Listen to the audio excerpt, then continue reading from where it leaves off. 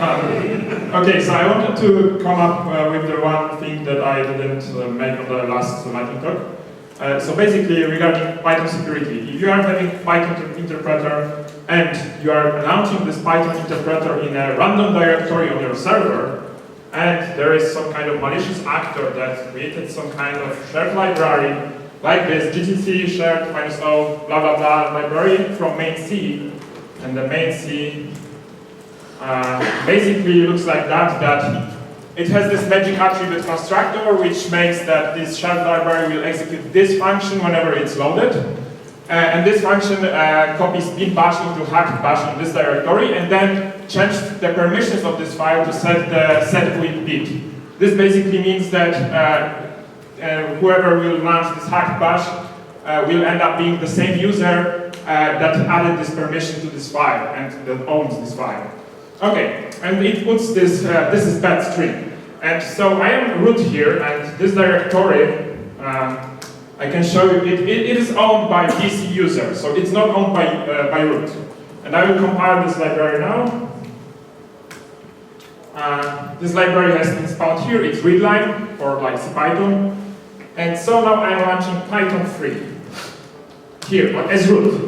And as we can see, this string has been printed out here, so this basically means that this library has been loaded and executed. So as a result, when I'm a malicious actor here, I have this hack bash spawned here, binary, that is real bash, but copied here, and it's owned by root, and it has this set with bit, which is marked here.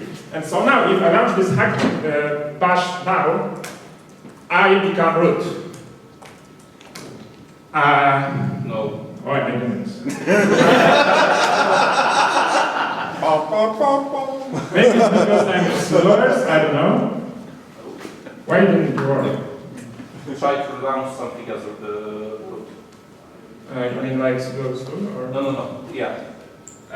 Yes. You still have 3 minutes to fix the... It doesn't work, but basically there is this issue. So you can try to look it up. I don't know why it doesn't work here. And the second topic is a story of a 3D nickname. So basically why there is free at the end of my nickname. Yeah. And I started with a nickname called Disconnected. I don't really remember why. And I use Freenode ears mainly for like communicating with people. And I still use. And so if you will look it up on Freenode, I'm actually still registered as Disconnect ED and not 3D. But I also like has an alias for 3D. And the reason for that is because there are bots written in Python that people use, and there was one bot called Sopel. And so I didn't really use this bot, but other people did. And this bot had a bug. And so in 2016, I was overwhelmed by so many bots that spammed me with a message called bye. That was the text message that was sent to me on IRC on Freenode. By so many bots, that's not the full list actually. And so I reported this back to the creator of this framework, of this program, because it turned out that when someone has timed out from the server on a channel that the bot was at, the bot parsed a message, oh, someone has been disconnected or something like that. And it parsed it in a bad way and then sent a message to me. For whatever reason, I don't know why. And so the bug was fixed in 1 day or something like that. So that was really great. But the problem is, was it? Because really no one bothered and no one updated their software. So I had to change my nickname in order not to get more and more spam.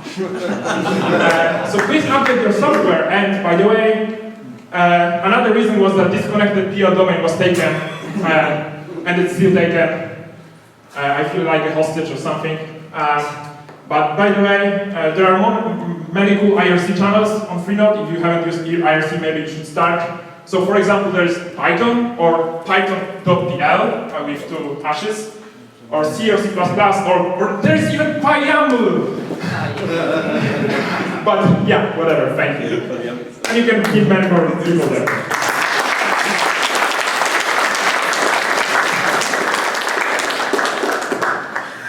Okay, and the next speaker that we will prepare is Łukasz Taczuk. And he will be giving 2 lightning talks.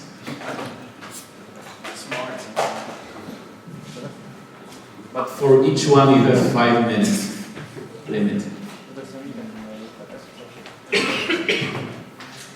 I guess that's one talk with different names, so he cannot get 10 minutes. So usually on conferences there are lightning talks about brewing beer, but this one will be about brewing tea. So brewing your tea, you're doing it wrong. It hurts my arms. Hello, hello. 1, 2, 3. There.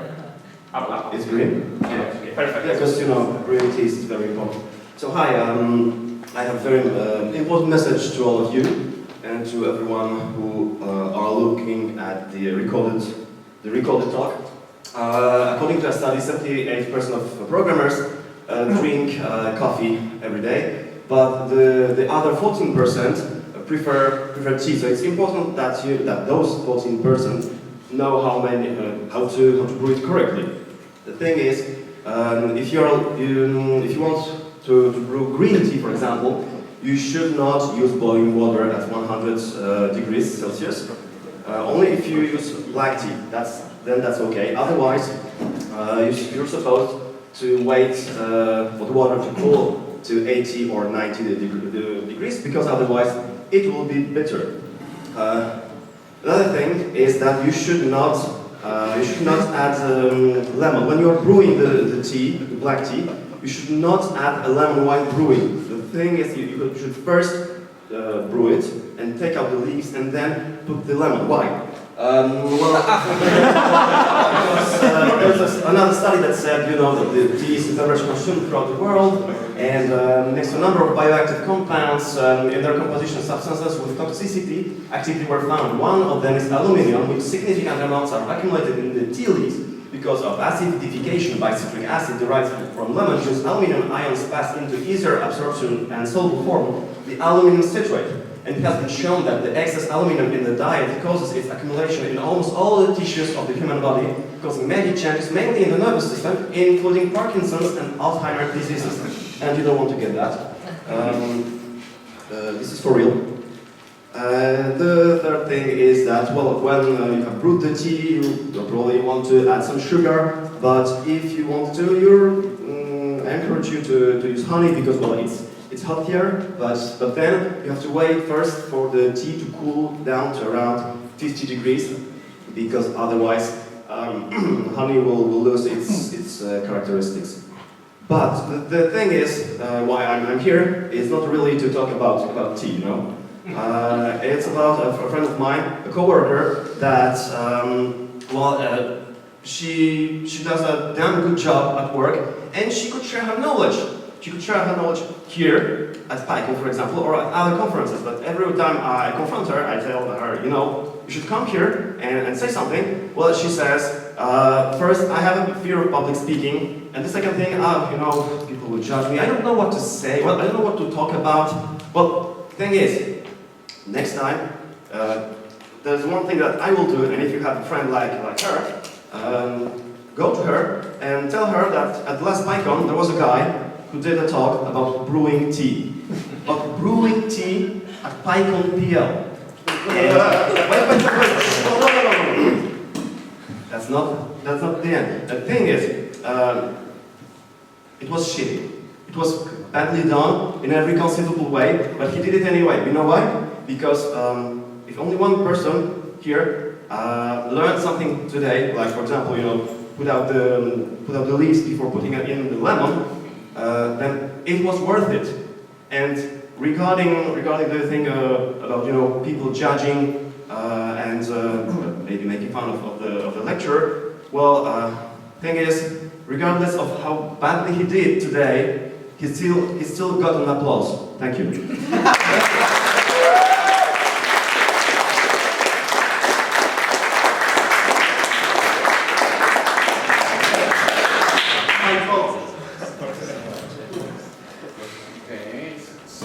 We are now moving to another lightning talk, so I'm resetting the timer, and you can start. Okay, so this one is more for real. I wanted to, well, this is both for you and maybe for conference organizers.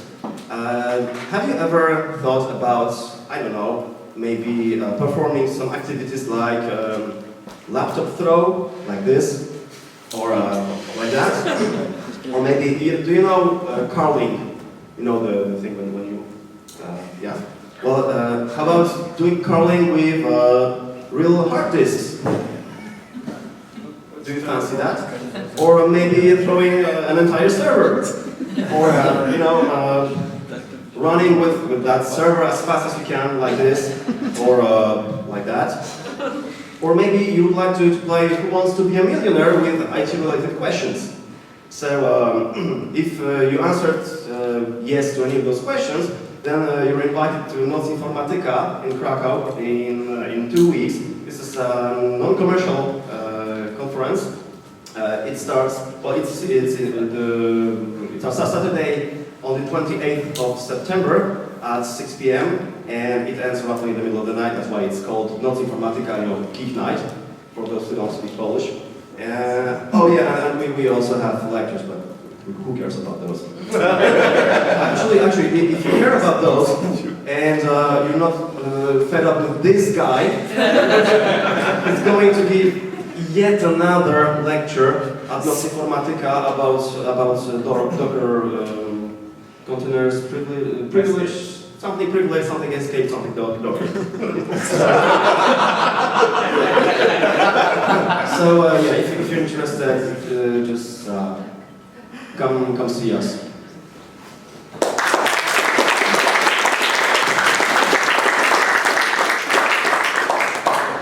Thank you. Very good timing. You've made it in 2 minutes.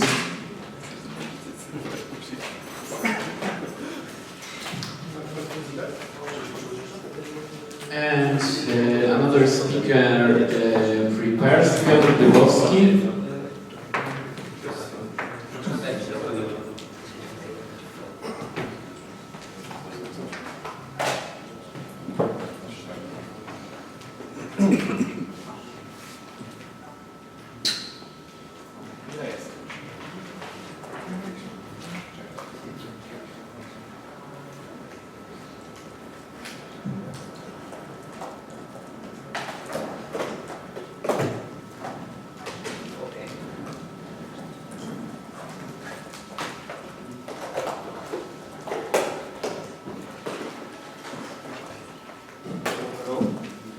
Hello, hello. Okay. You can start. Okay, great.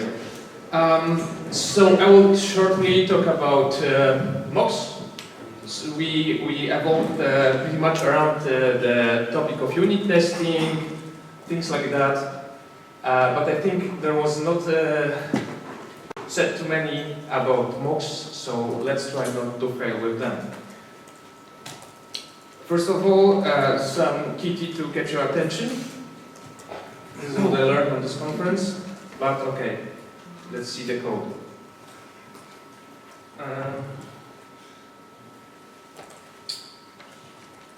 Let's say we want to test this foo guy, and he has some collaborator. Let's say it's like third-party library, but for the simplicity I put it here. And in order to test run method, we should check if it was delegated. So how do we do it? We use MOX. So let's run the tests. The tests are passing, great. But what will happen if we rename the method? Let's see.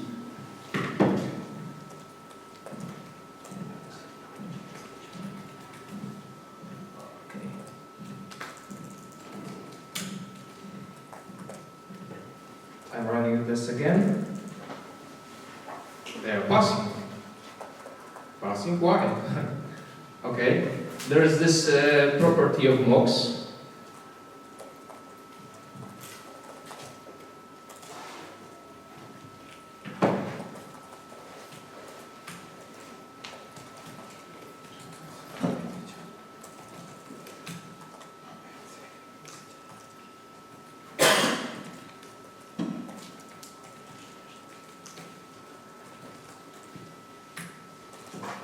that they create their attributes dynamically and lazily. So the problem with using mock in this test is that the API of the function changed that we didn't even notice. So what can we do?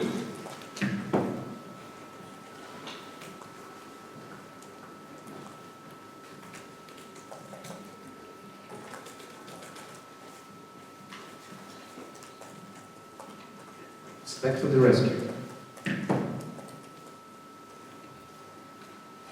We failed. That's the good message here. Let's fix the tests. I mean the production code.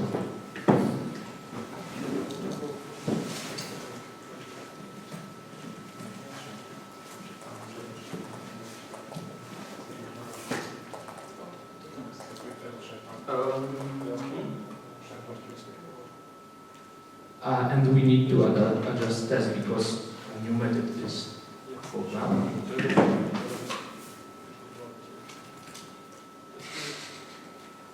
The tests are passing, but what will happen if the signature changes?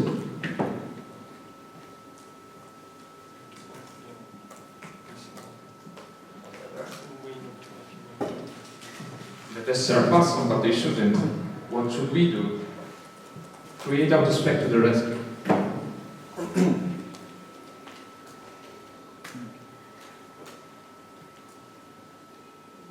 The test is failing, great. So the keynote here is use create autospec wherever you can, because it will take care of the things like arguments, and it will only allow you to use methods of your spec objects. If you want to read some more about mocks, just feel free. The last one is the best probably, I found it today. And some, smart code, so it stick with you. That's all, thanks.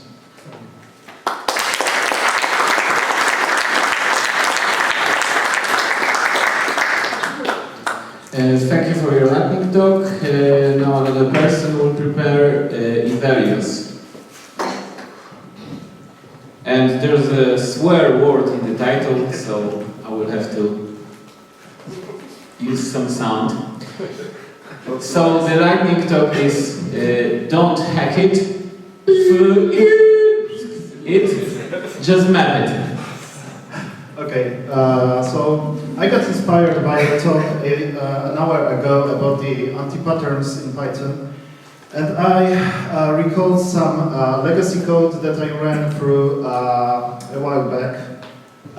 So I thought that I may make some example and show you some really bad pattern that I've got through. So, let's say there's this class notification with tons of code here.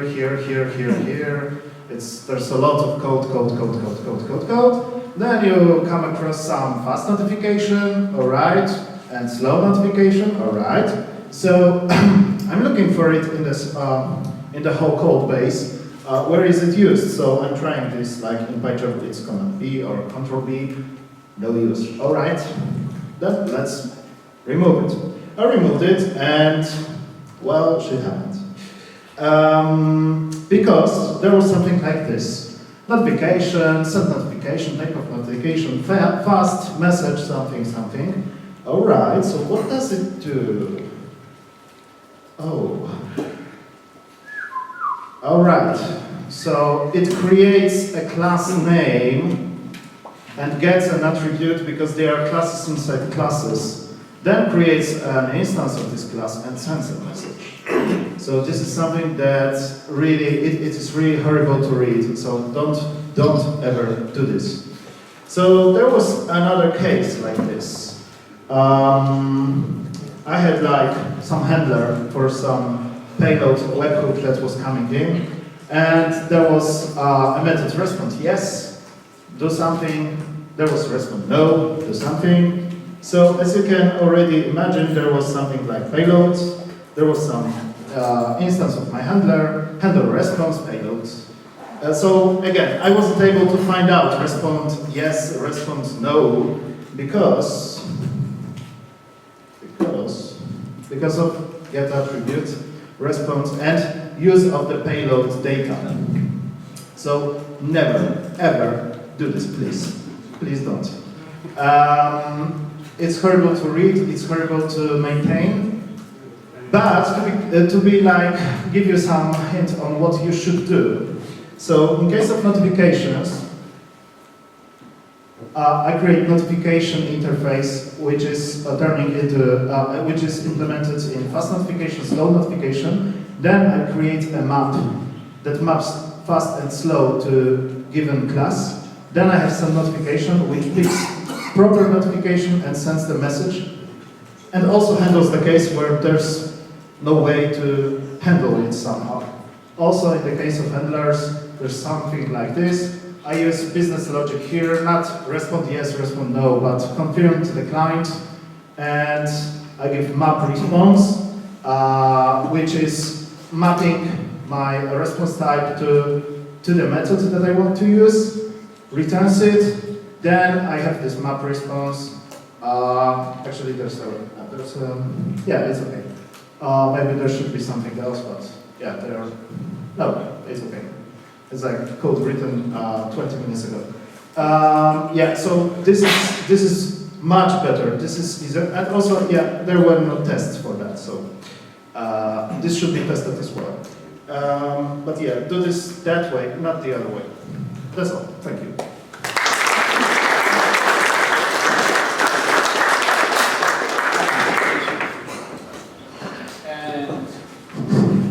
And the next lightning talk will be by Jakub Stołecki.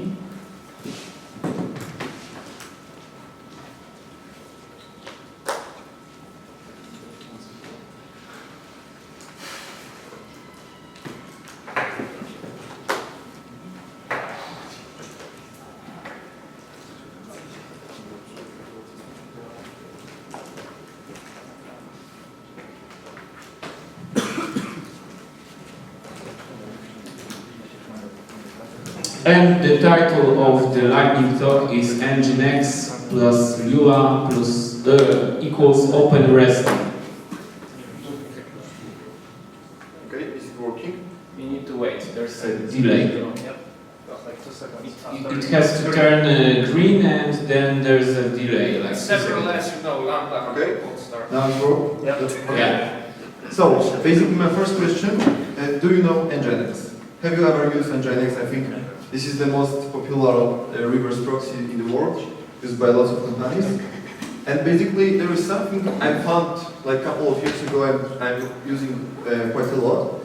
So basically someone had an idea to add Lua code to Nginx. So add capabilities to run Lua code on a request in Nginx. And it created a platform called OpenResty. So basically it's Nginx with capabilities of running Lua code. And it has like enormous, there are lots of possibilities and lots of small problems that you can solve just by using Nginx that you probably anyway have in your own project. That are like too small for full-fledged server, or like for example Python code, like for example some fancy redirects or caching or routing. So I will just quickly show you how it works, what are the possibilities. So it has really great performance. Nginx is super fast, and Lua has just-in-time compiler, so the overhead is super small. Yeah, it usually takes less than 10 megabytes of RAM, so it's like nothing. It has transparent non-blocking I/O, so you can just basically write code that looks synchronous in Nginx, ask it to open a file for you, and like it's not blocking, so it's also really nice. Yeah, are you excited? So this is the example. How does it look like? So have you ever tried to write Nginx configuration? Basically, you are defining the endpoints, the locations, that has to like forward the request to your own server or server file. And here you have also the possibility to use something called content by Lua blog or content by Lua file. and you can do something. So, for example, you can read the content, you can do some logic, you can open a file, you can open a connection to Redis, you can basically do anything you want. Like, so, for example, based on a JWT token, you can decide if you should serve this file to this user or not. And generally, there is a really rich, like lots of libraries that are already created that you can just install and use. So, for example, like a couple of examples what you can do. So, as I said, JWT token verification generation, advanced routing and caching, some. This is my favorite, I think, the SSL generation using Let's Encrypt on the fly. So you can, there is a module that basically generates a certificate for your server inside Nginx when it discovers that there is no certificate for a given domain. And even someone created a full-fledged web framework with ORM inside Nginx. And it's like crazy fast. And also there is a PubSub server I'm using in production. So it uses just Nginx, but you have all the stuff like topics, subscribers, some advanced like ways of connecting to these channels. So just a couple of links. There is something called Awesome OpenResty on GitHub. You can try to find it, and just I will scroll down to show you how many different libraries are created for OpenResty. And yeah, just a couple of examples of what's interesting. This one is for validating JWT. So you can just, you don't have to do it in your application, you can ask Nginx to do it for you. This is the example of Lapis web framework that is running inside Nginx workers. It even has its own like Lua script that allows you to write easier code. And from what I know, this guy is running the whole one big production application on a single box, and it is capable of like handling traffic up to 10,000 requests per second. Also, this PubSub is called Encham, and you can see how easy it is to start using it. So you have to only install it to your Nginx. Maybe I can. Yeah. And you have just to say that on this location is a subscriber endpoint, and on this location is a publisher endpoint, and you can, you know, use this endpoint to connect using, for example, WebSockets, and use this endpoint to publish messages to topics. And it's crazy fast. And also, I can show you my this library called Lua REST Auto SSL. That basically generates on the fly certificates for your domains.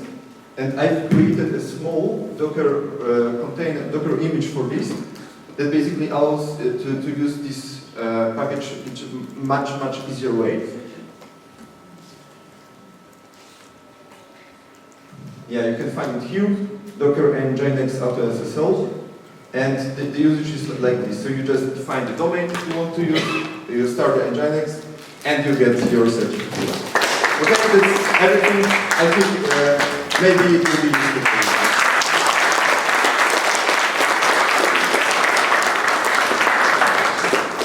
you. Okay, so there's one extra lightning talk that wasn't on the board, and the lightning talk will be by guess who? Disconnected.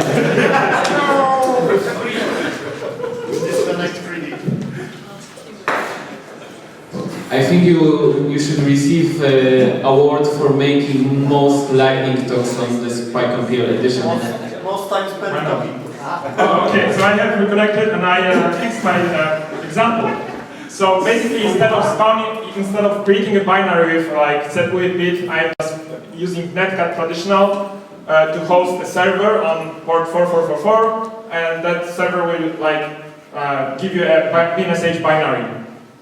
And so I could do it better because I could have used Python 3, for example, for that instead of Netcat that would need to be installed. I could also put that process in the background because currently the admin, if they launch Python 3, Did you recompile? I didn't recompile. Oh, and one more thing. Now I have only read permissions on this library because normally if you compile binary, it was a bit different. But those are the least needed privileges. And so, as we can see, as root, we launched the Python 3. Now the Python 3 stopped because it launched the netcat server. And so now I can connect to this netcat server. And now I am actually root. So I can break your system or hack it or whatever, do whatever I want. And so how to prevent that? Because that's the most important part here. Because, you know, suppose that you're having some kind of upload system and someone uploads you this and then you go to this directory and launch Python 3. Good luck. And so this is bad that this is not prevented by default, by design. So let me close Python 3 and let me relaunch it. But with a modification called -i. And so now, nothing like this has been loaded. The server didn't launch. I mean, the library didn't launch its initialization function. So this -i, the capital one, is for isolated Python. And so it doesn't look at the current working directory. And so this problem here kind of reminds how like shared libraries work on Windows, because if you have an exe file and you have a library near this exe file, this library will launch from it. And so this is not the case usually on Linux. So here, this is like a special case of Python 3 that launches this libread line somewhere under the hood. And I have no idea why. And they really should have checked whether I am the same user as the owner of the library, maybe, or whether I am the owner of the directory of this library, or where the library is, or something like that. And they don't really do that. Or maybe the Linux distributions should launch Python 3 with capital I mean isolated mode whenever you are root. So there are a couple of solutions for that, and maybe you should alias your Python 3 to Python 3 -i whenever you are root. Thank you.